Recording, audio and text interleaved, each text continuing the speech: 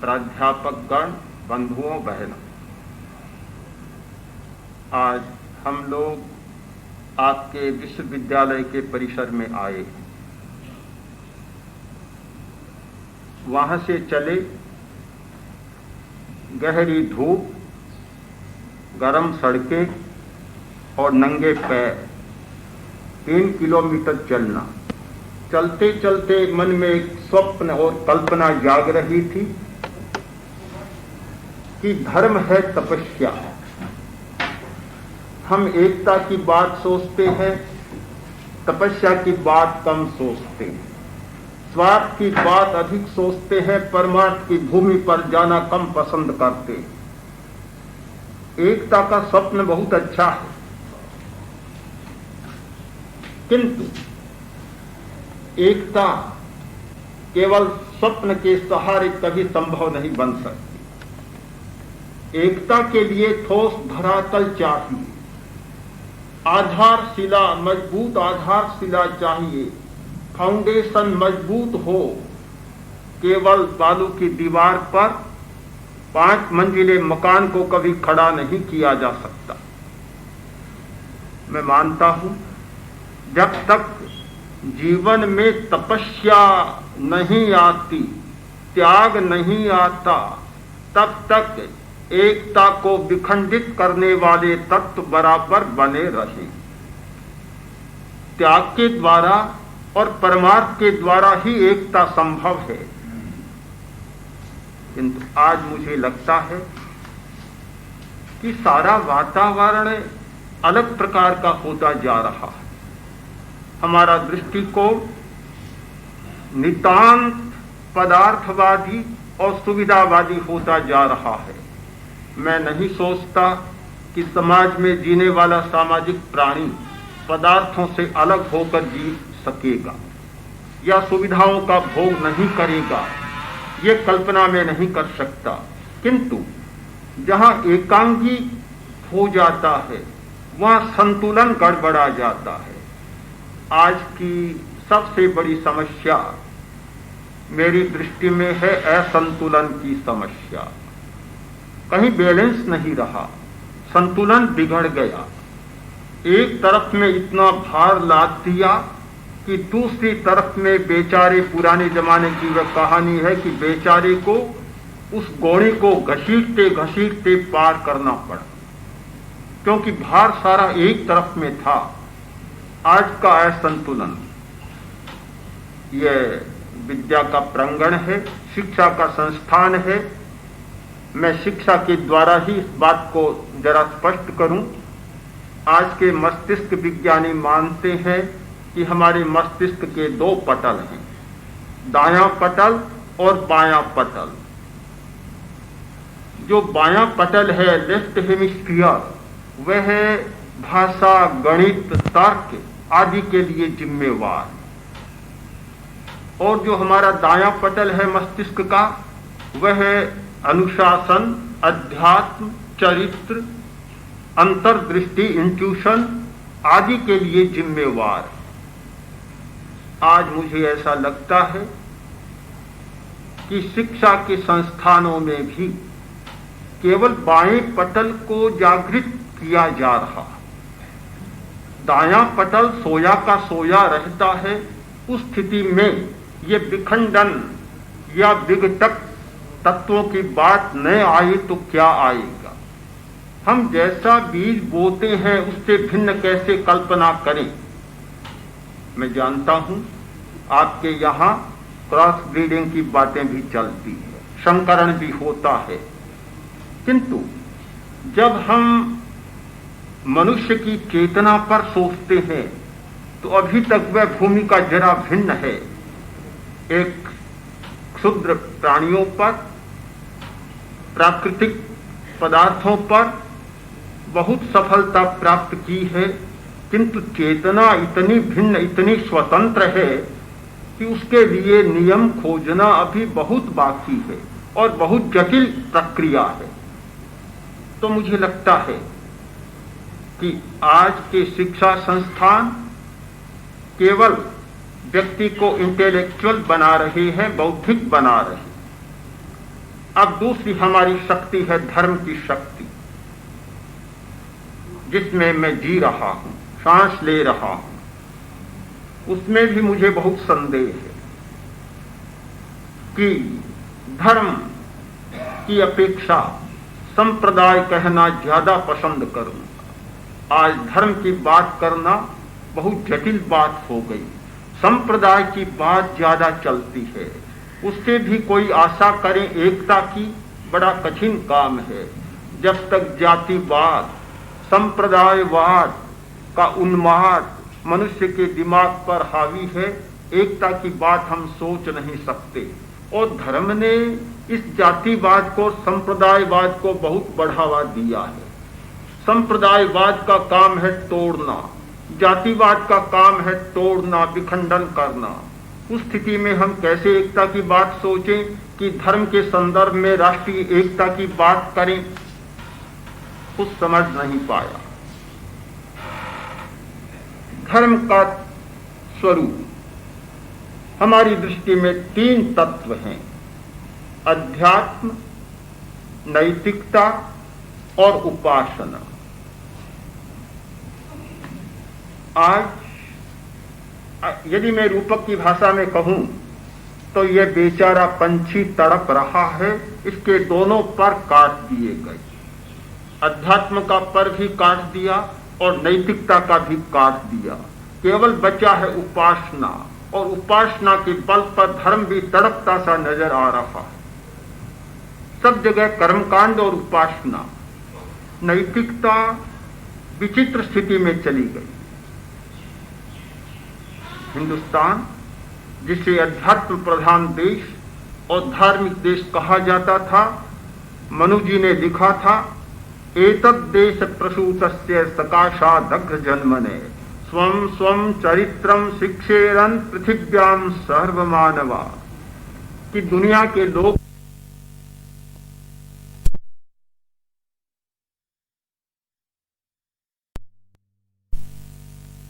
बड़ा कठिन हो गया है।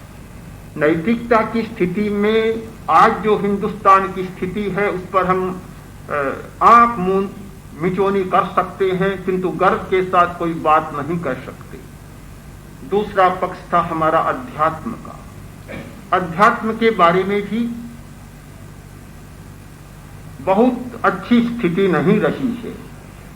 मुझे संकोच होता है कि हमारे हिंदुस्तान के लोग अध्यात्म के नाम पर कुछ बाहर भी जाते हैं, किंतु वहां जाकर अध्यात्म की बात कम करते हैं, पैसा बटोरने की बात ज्यादा कर रहे हैं। त्याग, तपस्या, बलिदान, परमार्थ की बात सोचना, स्वार्थ से ऊपर उठना हमारे लिए जैसे कल्पना लोक की बातें बन गई। उस स्थिति में आचार्यवर ने एक चिंतन किया, नैतिक विकास के लिए अणुव्रत आंदोलन का प्रवर्तन किया। अणुव्रत आंदोलन एक मानवीय आचार संहिता है, और मैं मानता हूं राष्ट्रीय एकता के लिए जितना सहायक अणुव्रत आंदोलन आज के युग में हो सकता है, शायद दूसरा हमें खोजना होगा। अणुव्रत आंदोलन का एक नियम है कि मैं जाति के आधार पर किसी को ऊंच या नीच नहीं मानूंगा। संप्रदाय के आधार पर किसी से घृणा नहीं करूंगा, किसी को नीचा दिखाने का प्रयत्न नहीं करूंगा, किसी की आलोचना नहीं करूंगा, निंदा नहीं करूंगा। जब तक हमारे जीवन में ये मूलभूत बातें नहीं आ जाती हैं, हम एकता की बात सोच नहीं सकते। एक शब्द में कहूं तो विखंडित व्यक्तित्व के द्वारा अखंडता की बात नहीं सोची जा सकती। हमारा व्यक्तित्व तो खंडित व्यक्तित्व है, और हम अखंडता की बात सोचे कभी संभव नहीं होगा। अखंड व्यक्तित्व के द्वारा ही अखंडता की, एकता की बात सोची जा सकती है। आज एक बात की अपेक्षा है, अखंड व्यक्तित्व का निर्माण किया जाए। विश्वविद्यालय का भी काम और धर्म शक्ति का भी काम, दोनों का काम है अखंड व्यक्तित्व का निर्माण, समग्र व्यक्तित्व का निर्माण, जिसमें व्यापक दृष्टिकोण, उदार चिंतन, चरित्र का विकास और तपस्या और सहिष्णुता की शक्ति, ये सारी बातें समाविष्ट हों। बड़ी कठिनाई है, समस्या है हमारे सामने कि आज उस धर्म की बात, अध्यात्म की बात हमारी समझ में नहीं आ रही है, और कोई समझने का प्रयत्न करता है तो दुहाई आज के युग की दे दी जाती है। क्योंकि आज मुझे जहां तक लगता है एक विज्ञान, वैज्ञानिकता, बौद्धिकता का भी जरा गर्व हो गया। एक घटना के द्वारा मैं अपनी बात को स्पष्ट करूं। आदमी बीमार हो गया, बहुत बीमार, और बीमार इतना हुआ कि कोमा में चला, मूर्छा। घर वाले घबरा गए, डॉक्टर को बुलाया, डॉक्टर आया, क्लिनिकल जांच की, नाड़ी देखी, हृदय की धड़कन देखी, श्वास देखा, सब गायब, कुछ भी नहीं। आज तो जांच के बहुत तरीके आगे आ गए, बायोलॉजिकल जांच और आभा मंडलीय ओरा तक की जांच हो गई, किंतु पुराने जमाने में वही जांच थी। डॉक्टर ने सारी जांच कर ली और जांच के बाद डॉक्टर ने घोषणा कर दी कि मर गया। वह मरा नहीं था, मूर्छा में था। ये बात सुनी, आदमी में जीने की इच्छा, जिजीविषा बहुत प्रबल होती है, प्रबल जीवित इच्छा। उसने सुना कि डॉक्टर ने घोषणा कर दी मर गया, सोचा जला दिया जाऊंगा। अपनी प्राण शक्ति को बटोरा, पूरी जीवनी शक्ति लगाई और पूरी शक्ति को बटोर कर धीमे से बोला कि डॉक्टर मरा नहीं। पास में कंपाउंडर खड़ा था, बोला चुप रहे, तू ज्यादा जानता है कि डॉक्टर ज्यादा जानता है। ऐसी दुहाई, एक गर्वपूर्ण दुहाई दे दी जाती है कि अनपढ़ आदमी है, तू ज्यादा जानता है कि पढ़ा लिखा ज्यादा जानता है। मुझे लगता है कि कभी कभी हम यथार्थ से हटकर और बहुत दूसरे ढंग की बात सोच लेते हैं, सच्चाई को भी इग्नोर करने का प्रयत्न करते हैं, अस्वीकार करने का प्रयत्न करते हैं, सच्चाई को झुठलाने का भी प्रयत्न करते हैं। हम एकता की बात इस धरातल पर सोच नहीं सकते। क्या आज हमारे लिए यह संभव नहीं रहा कि हम प्रारंभ से ही विद्यार्थी के जीवन का, व्यक्तित्व का ऐसा निर्माण करें जिससे एकता की बात सोचने में इतनी दिक्कत हमारे सामने न आए। यह हिंसा, अपराध, आतंक, ये डकैतियां, बड़ी बड़ी दक्षतापूर्ण चोरियां, ये मादक वृत्तियां न पनपे।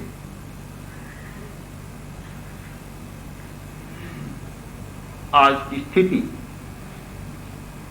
मैं आपको कहूं कि कितने विचित्र बन गए, और विचित्र स्थिति बनने में मुझे लगता है कि असंतुलन काम कर रहा है दोनों तरफ का। धर्म की तरफ से कभी भी एक व्यक्ति को जीवन बदलने की बात नहीं कही जाती, केवल नाम जप की बात, बस एक बात सिखा दी। कभी कलयुग में तो नाम ही जपा जा सकता है। मैं मानता हूं कि इस भक्तिवाद की एकांगी धारणा ने धर्म को धूमिल बना दिया। व्यक्तित्व के रूपांतरण की बात बिल्कुल समाप्त हो गई। व्यक्ति को बदलने की जरूरत नहीं रही, कोई जरूरत नहीं रही। बस नाम करो, भगवान का नाम जपो, माला फेरो, सुबह शाम मंदिर में साधुओं के पास धर्मस्थान में जाओ, सिर टिका दो और माफी मांग लो, क्षमा मांग लो। ज्यादा से ज्यादा हो तो ये दोहरा दो, प्रभु मोरे अवगुण चित न धरो, समदर्शी है नाम तिहारो, चाहो तो पार करो, आज का सारा पाप साफ और कल के लिए फिर और पूरी तैयारी। आज की यह स्थिति बन गई धर्म की हमारी। हम क्या कल्पना करें कि धर्म के द्वारा हम एकता की बात को सोचें। कल परसों वहां प्रवचन में मैंने एक प्रश्न पूछा था, यहां भी उसको दोहरा दो। मैंने एक प्रश्न पूछा कि आज हिंदुस्तान की जनसंख्या कितनी? उत्तर मिला 70-75 करोड़, 70 करोड़ की आबादी। फिर दूसरा मेरा प्रश्न था कि उनमें धार्मिकों की संख्या कितनी, धर्म को मानने वालों की संख्या।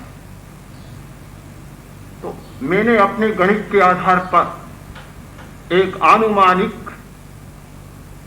आंकड़ा प्रस्तुत कर दिया कि ज्यादा से ज्यादा 10 करोड़ को छोड़, कुछ पुराने नास्तिक हो सकते हैं, कुछ नए नास्तिक हो सकते हैं, धर्म को न मानने वाले ऐसे लोग हो सकते हैं।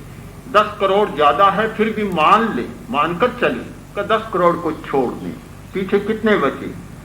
60 करोड़। अब तीसरा प्रश्न है कि 60 करोड़ में नैतिकता के साथ, पूरी ईमानदारी के साथ अपना जीवन चलाने वालों की संख्या कितने करोड़? कुलपति जी बैठे हैं, बताएं।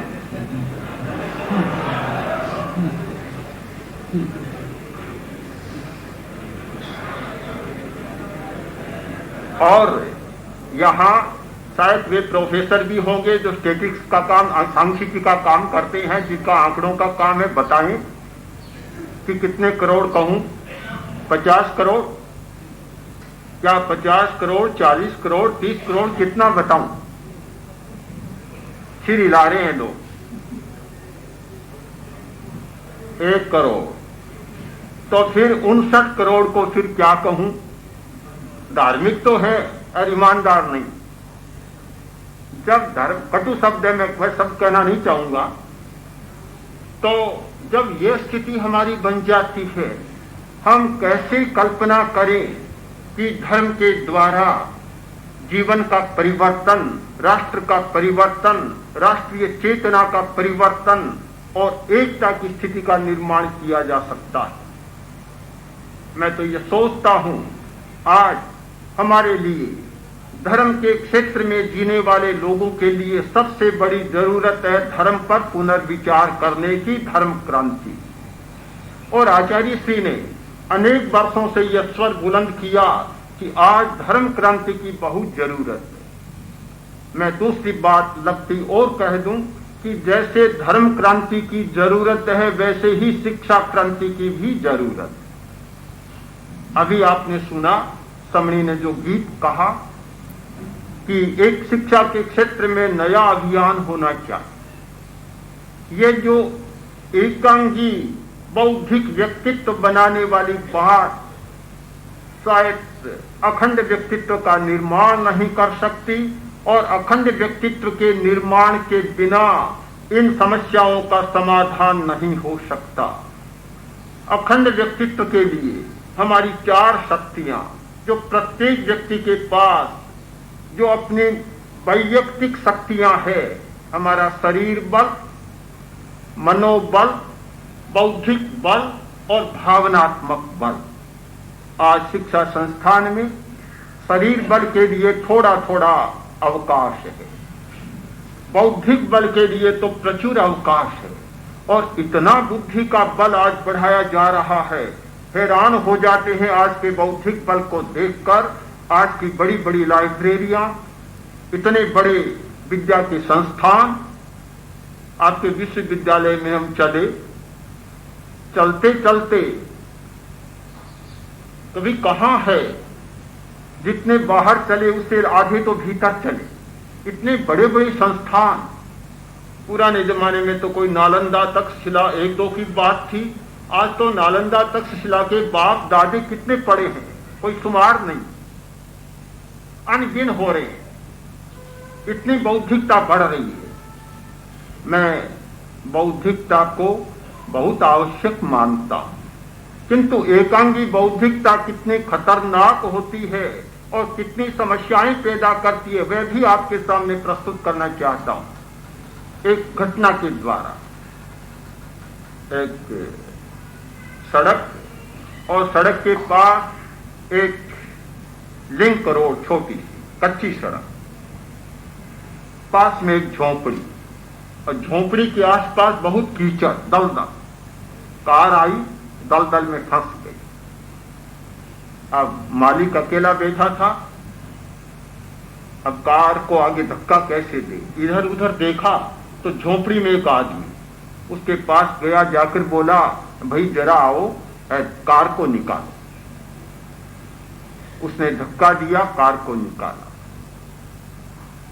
5 रुपए का नोट दे दिया और साथ साथ बोला कि भाई तुमने झोंपड़ी बहुत अच्छे मौके पर बनाई, तुम्हें कहीं जाने की जरूरत नहीं कमाई के लिए, क्योंकि दिन रात में 10-20 कारें फंसती है, 150 रुपये तो ऐसे ही कमा लोगे, कहीं जाने की जरूरत नहीं है। बोला, बाबूजी दिन में कमाता हूं, रात को कहां समय है, तो रात को क्यों नहीं कमाते? रात को तो पानी डालता हूं, रात को पानी डालना, दिन में कारें निकालना। शायद हमारी बुद्धि का यह काम हो गया कि रात को तो पानी डालकर कीचड़ पैदा करना, दलदल बनाना, और दिन में धक्का देकर कार्य निकालना, समस्या को सुलझाना। हम बुद्धि के द्वारा बहुत सारी समस्याओं को सुलझाने का प्रयत्न करते हैं, किंतु जब तक हमारी अंतर्दृष्टि का विकास नहीं होता, जब तक भावनात्मक विकास का संतुलन नहीं होता, जब तक आदमी अपने इमोशन पर कंट्रोल नहीं कर सकता, इमोशनल डेवलपमेंट नहीं होता, तब तक कोरा ये बौद्धिक विकास, एकांगी बौद्धिक विकास बहुत खतरनाक बन जाता है। आज मुझे लगता है आज की समस्या का एक पहलू वह ये है, आप इस पर स्वयं ध्यान दें कि इन 3 दशकों में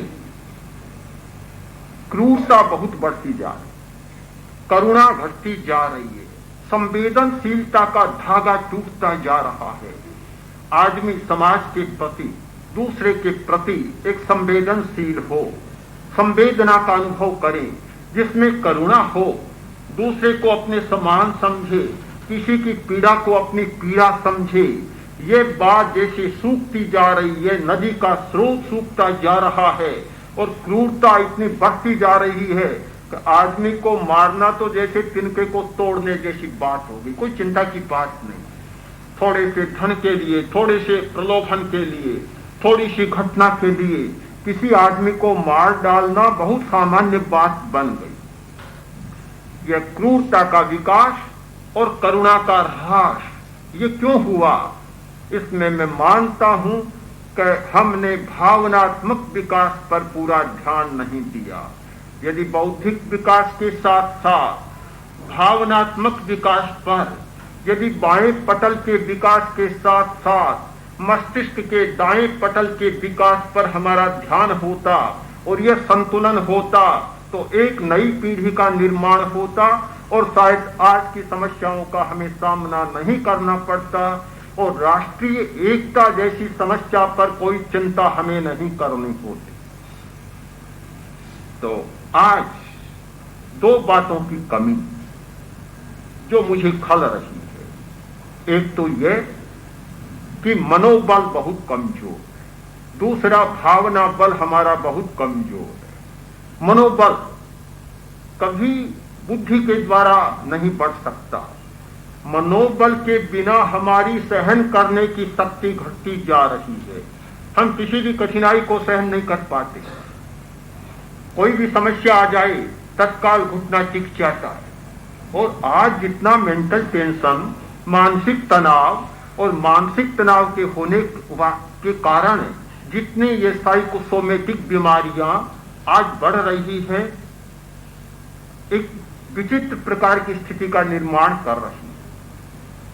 तो आप फिर ध्यान दें कि शरीर बल और बुद्धि बल ये दो तो हमारे बढ़ते जा रहे हैं, इधर मनोबल और भावना बल घटते जा रहे हैं। ये असंतुलन क्या राष्ट्रीय एकता की दिशा में आदमी को ले जाएगा? मुझे नहीं लगता। आज एक बहुत मोटा सा प्रश्न और स्थूल सा गणित हमारे सामने है कि जब तक हम इन चारों का संतुलित विकास करने की दिशा में प्रस्थान नहीं करेंगे, तब तक एकता की दिशा में हमारा प्रस्थान नहीं होगा।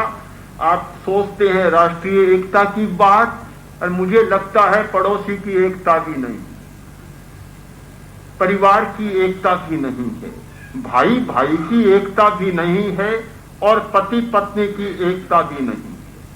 कैसे राष्ट्रीय एकता की बात सोचें? ये विखंडित दिमाग कभी एकता की बात सोच नहीं सकता।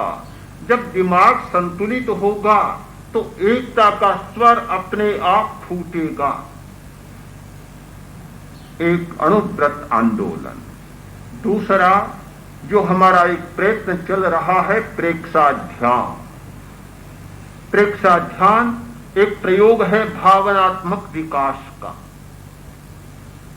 आचार्यवर ने कहा कि हमने अणुव्रत की आचार संहिता प्रस्तुत कर दी, किंतु केवल आचार संहिता से परिवर्तन नहीं आ सकता।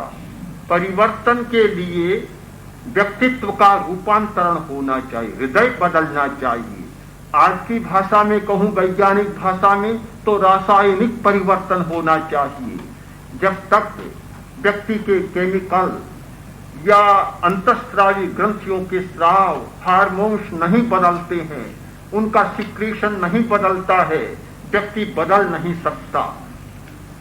आज इस वैज्ञानिक युग ने हमें बहुत सारी नई दृष्टियां दी हैं और समझने में बड़ी सुविधा हो गई कि कैसे व्यक्ति को बदला जा सकता है। मैंने सुना है कि आपके विश्वविद्यालय में बहुत सारी बातें बदली जा रही है। कल परसों कोई भाई कह रहा था कि अंगूरों के बीज बदल दिए।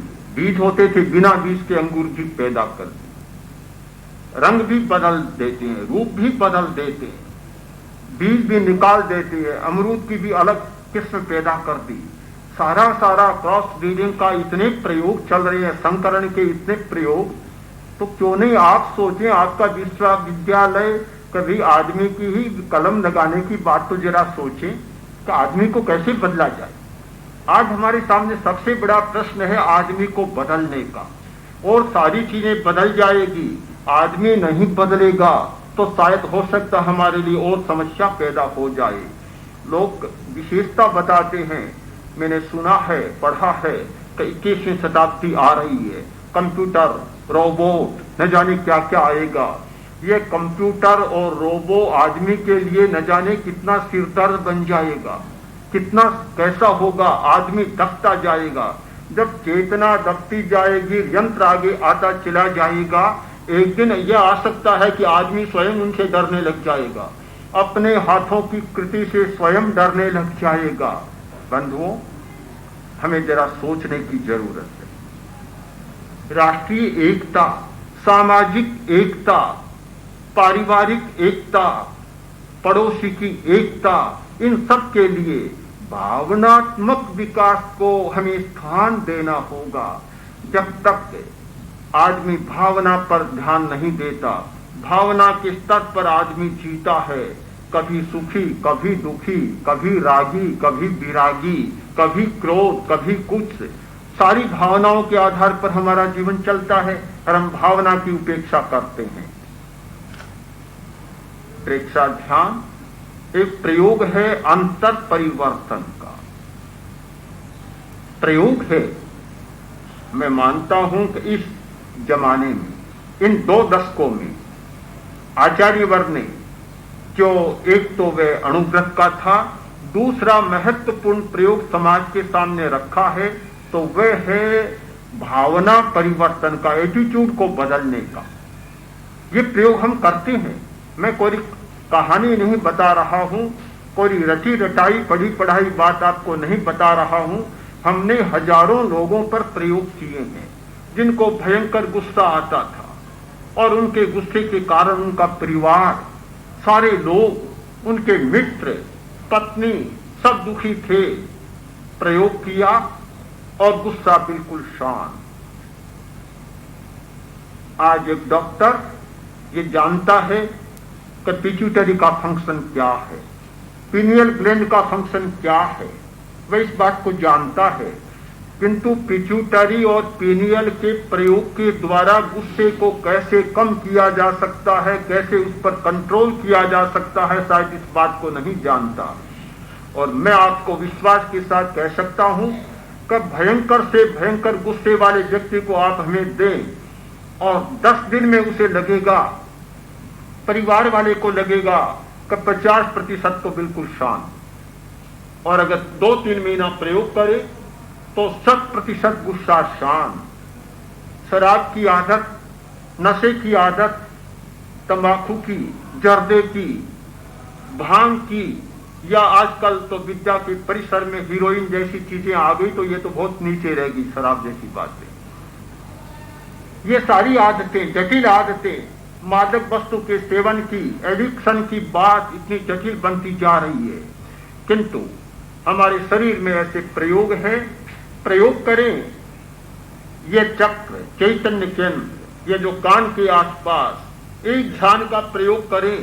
भयंकर से भयंकर नशे की आदत ऐसा लगेगा कि छू मंतर हो गई, मन में ही नहीं आएगा, रुचि नहीं होगी, एक रासायनिक परिवर्तन हो जाएगा। यह हमारा प्रेक्षा ध्यान के द्वारा प्रयोग चल रहा है। शिक्षा के क्षेत्र में हमने प्रयोग किए जीवन विज्ञान के नाम से। कोरा पढ़ाना नहीं, प्रायोगिक जीवन होना चाहिए। तो बहुत लंबी चर्चा हो गई, अब मैं इसका उपसंहार करूं, अपनी बात को समेटूं, नहीं समय हो जाएगा। तो इस बात को मैं समेटना चाहता हूं कि हम एकता की बात सोचें तो जरा जड़ की बात सोचें। जड़ की बात, केवल पत्तों को, फूलों को सींचने की बात न सोचें। मैंने माओ, चीन के भाग्य विधाता माओ की एक बात पढ़ी, मुझे बहुत पसंद आई। और इसलिए कि हमने भगवान महावीर को पढ़ा तो महावीर ने 2 दृष्टियां बतलाई थी। कभी जीवन की 2 दृष्टियां होती है। उन्होंने उपमा के द्वारा बताया, एक संघी वृत्ति और एक स्वानी वृत्ति। सिंह की वृत्ति, सिंह पर गोली दागो, सिंह गोली की तरफ ध्यान नहीं देगा, गोली किसने दागी उस और लपकेगा। कुत्ते की तरफ ढेला फेंको, कुत्ता ढेले को चाटने लग जाएगा, फेंकने वाले की तरफ ध्यान नहीं देगा। एक हमारी संघी वृत्ति, एक स्वानी वृत्ति। संघी वृत्ति मूल समस्या को पकड़ने वाली मनोवृत्ति है और स्वानी वृत्ति समस्या को धुंधलाने वाली मनोवृत्ति है, जो मूल तक नहीं जाती। मैंने माओ की बात पढ़ी। माओ ने लिखा है, मेरी माँ बीमार हो गई। मैंने माँ से कहा, माँ मुझे कोई सेवा दो। माँ ने कहा, बेटा मेरी फूलों की बगिया बहुत अच्छी है, तू उसकी देखभाल कर। 5-7 दिन माँ बीमार रही, मैं उसकी सार संभाल करता रहा। माँ स्वस्थ हो गई और मेरे साथ बाग में गई, बगिया में जाकर देखा तो फूल मुरझा गए, कुम्हला गए। माँ ने कहा, बेटा तूने पानी सींचा नहीं। मैंने कहा, माँ मैंने सींचा है, पर बहुत बुद्धिमानी के साथ। पढ़ा लिखा हूं मैं, तुम तो अनपढ़ हो, मैं पढ़ा लिखा हूं, मैंने बुद्धिमानी के साथ सींचा है। क्या किया? मैंने सोचा माँ इतना पानी डालती है, फालतू चला जाता है, आखिर सींचना तो फूलों को है, इतना पानी क्यों डाला जाए। तो मैंने माँ इन फूलों को सींचा। माँ ने कहा, तू बड़ा मूर्ख है। जब फूलों को सींचा जाता है तो फूल कुमला जाते हैं, जड़ को सींचा जाता है तो फूल लहलहा उठते हैं। मैंने बोध पास लिया कि जब तक मूल समस्या को नहीं छुआ जाता तब तक समस्या का समाधान नहीं होता। दूसरी घटना, शिवाजी की घटना, समर्थ रामदास की घटना ने मुझे प्रभावित किया। मैंने पढ़ा, एक बार महाराज शिवाजी के गुरु समर्थ रामदास जा रहे थे, गन्ने का खेत आया, 2-4 गन्ने तोड़ दिए।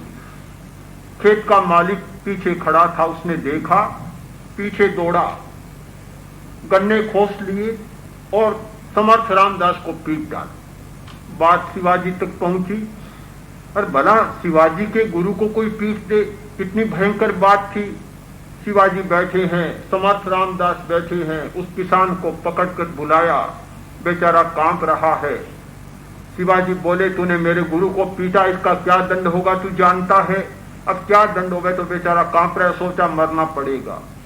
इतने में समर्थ रामदास बोले, शिवा, तू दंड देने का अधिकारी नहीं है, दंड देने का अधिकारी मैं हूं, मेरे सामने तू कौन होता है दंड देने वाला? चुप। उसको चुप कर दिया। और समर्थ रामदास बोले कि इसको 5 बीघा जमीन दे दो, इसका दंड। सारे लोग देखते रह गए, अवाक रह गए। क्या कल्पना कर सकते हैं कि पीटने वाले को 5 बीघा जमीन दे दी जाए? समर्थ रामदास ने कहा कि लगता है बेचारा किसान बहुत गरीब है, अगर गरीब नहीं होता तो 5 गन्नों के लिए मुझे कभी नहीं पीटता। इसका दंड यही होगा, इसे 5 बीघा जमीन दे दी जाए और इसको छोड़ दिया। यह है मूल तक पहुंचने वाली मनोवृत्ति। हम केवल पत्तों को छूते हैं, फूलों को छूते हैं, डालियों टहनियों को छूते हैं, कभी समस्या का समाधान नहीं होगा। यदि हमें वास्तव में राष्ट्रीय एकता की बात पर गंभीरता से विचार करना है और उस समस्या को समाधान देना है तो मूल तक जाना होगा, मूल में पानी खींचना होगा और पीटने वाले को 5 बीघा जमीन देनी होगी, न कि गोली दागनी हो। जब यह दृष्टिकोण बनेगा, आज लोग सोचते हैं पंजाब की समस्या है, असम की समस्या है, मिजोरम की समस्या है। समस्या का एक पहलू हम छूते हैं। समस्या क्यों है उसकी जड़ पर जाना जरूरी है कि हम अपनी कट्टरता के द्वारा दूसरों के मन में एक संदेह पैदा कर देते हैं। बहुमत का भी संदेह होता है, संदेह पैदा कर देते हैं। अपनी भावना का दर्प होता है। मैंने स्वयं सुना है ऐसी भावना का दर्प। एक बहुमत के आदमी ने हम लोगों से भी कहा था कि आप एक समुद्र में टापू के समान है, आप ऐसी बात करते हैं। मैं तो सुनता अवाक रह गया कि जहां इतना दर्प होता है बहुसंख्याकार बहुमत का, वहां ये बातें पैदा हो, कोई आश्चर्य नहीं होना चाहिए। हमें एकता के प्रश्न पर गंभीरतम चिंतन करना चाहिए और वह चिंतन कोई राजनीति के द्वारा नहीं। मैं सोचता हूं आज चिंतन के लिए एक समन्वय समिति होनी चाहिए। उसमें धर्मगुरु हो, राजनेता हो, समाज विज्ञानी हो, समाज शास्त्री हो, अर्थशास्त्री हो, मानस शास्त्री हो और अनेक प्रकार की अनेक फैकल्टीज के लोग एक साथ एक मंच बैठकर और एक समस्या पर विचार करें तो वह समन्वित प्रयत्न, समन्वित विचार किसी समाधान के फार्मूले पर पहुंच सकेगा। कोरा राजनेता अपने वातानुकूलित ऑफिसों में, कार्यालयों में बैठकर कोई निर्णय देता है तो वह पुलिस और फौज के सहारे एकता को रखने का प्रयत्न कर सकता है, पर जनता के दिमाग में एकता की बात को कभी नहीं बिठा सकता। इसलिए आज इस बात की जरूरत है कि राष्ट्रीय एकता के लिए ऐसा समन्वित प्रयत्न जिसमें कोरा धर्म नहीं। मैं नहीं मानता कि धर्म सब बातों में पर्याप्त हो सकता है और धर्म सब कुछ कर सकता है, हमारा इसमें विश्वास नहीं है। धर्म कोई जादू का डंडा नहीं है कि घुमा दो और सब कुछ हो जाएगा। आजकल धर्म के नाम पर ये जादुई डंडे चमत्कार की बातें बहुत चल पड़ी। इतनी बातें चल पड़ी कि धर्म इतना बदनाम हो गया